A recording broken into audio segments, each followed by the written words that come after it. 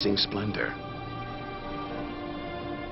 Our light, our lives, everything we do is controlled by the sun, depends on it. It's the Greek god Helios driving his chariot across the sky. The Egyptian god Ra, reborn every day. The summer solstice sun rising at Stonehenge.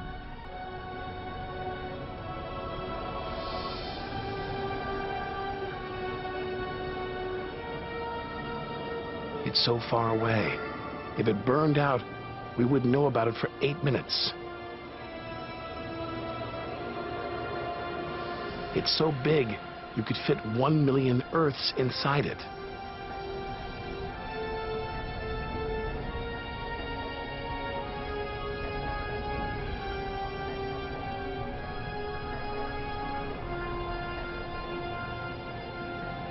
But who needs numbers?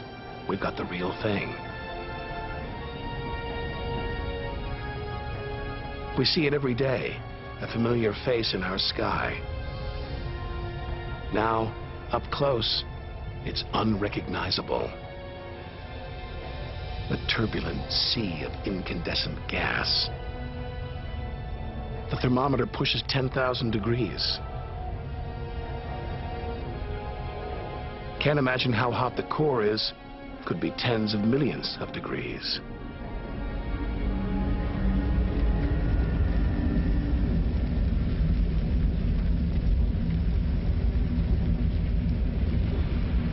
Hot enough to transform millions of tons of matter into energy every second. More than all the energy ever made by mankind. Dwarfing the power of all the nuclear weapons on Earth.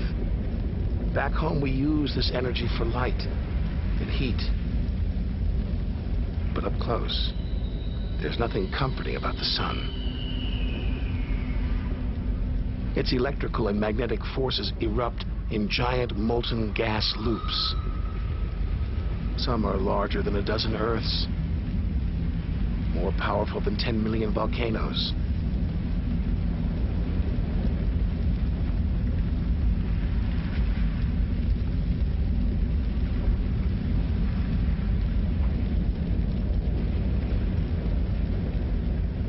When they burst through, they expose cooler layers below, making sunspots. A fraction cooler than their surroundings, sunspots look black, but they're hotter than anything on Earth. And massive, up to 20 times the size of Earth.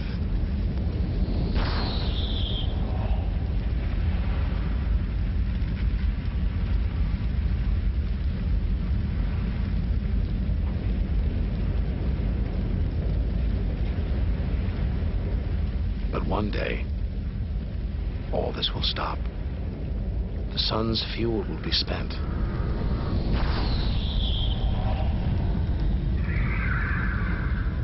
And when it dies, the Earth will follow.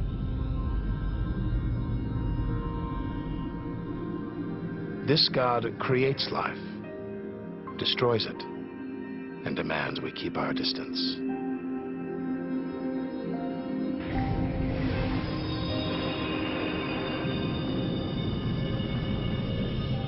This comet strayed too close. The sun's heat is boiling it away, creating a tail that stretches for millions of miles.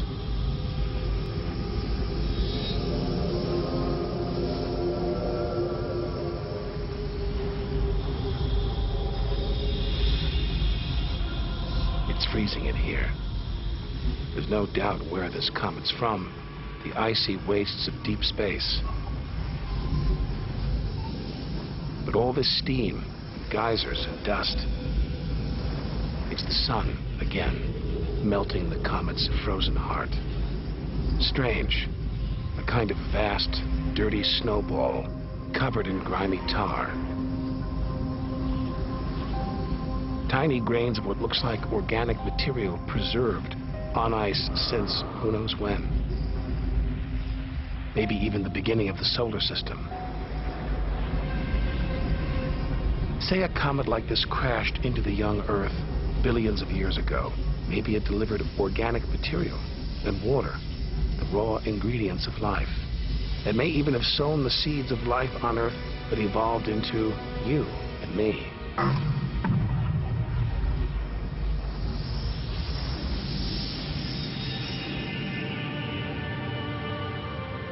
But say it crashed into the Earth now. Think of the dinosaurs, wiped out by a comet or asteroid strike. It's only a question of time.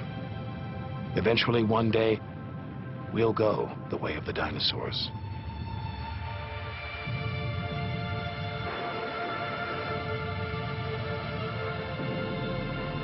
If life on Earth was wiped out, we'd be stuck out here, homeless, adrift in a hostile universe. We need to find another home. Among the millions, billions of planets, there must be one that's not too hot, not too cold, with air, sunlight, water. Where, like Goldilocks, we could comfortably live.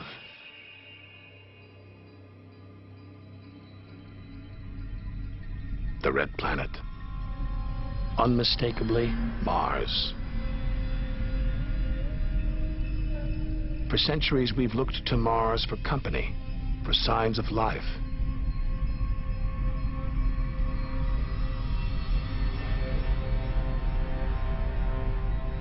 Could there be extraterrestrial life here? What happens next could change everything.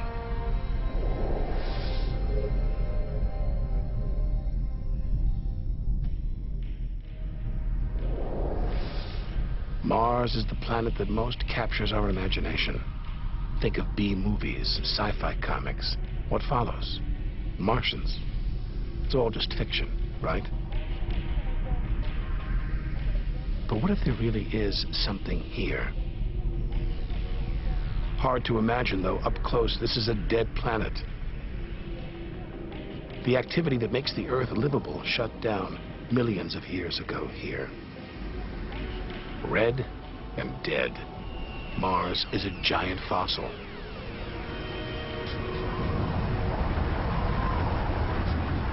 Wait. Something is alive. A dust devil. A big one. Bigger than the biggest twisters back home. There's wind here. And where there's wind, there's air. Could that air sustain extraterrestrial life?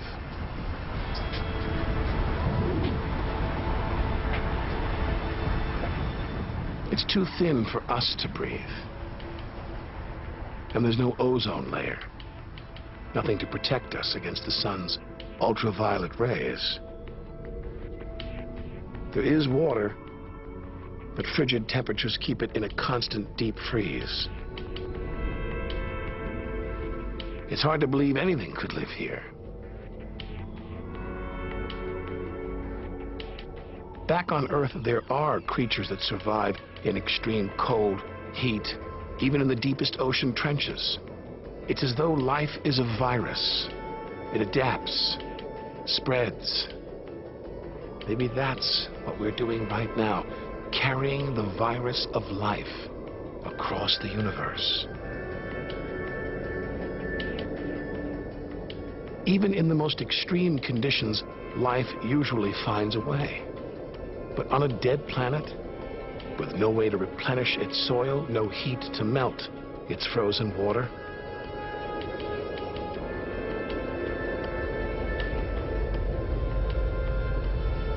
all this dust, it's hard to see where we're going.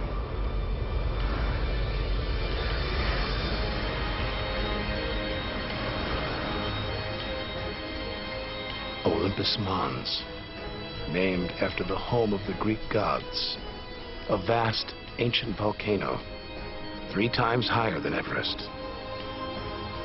There's no sign of activity. Since its discovery in the 1970s, it's been declared extinct.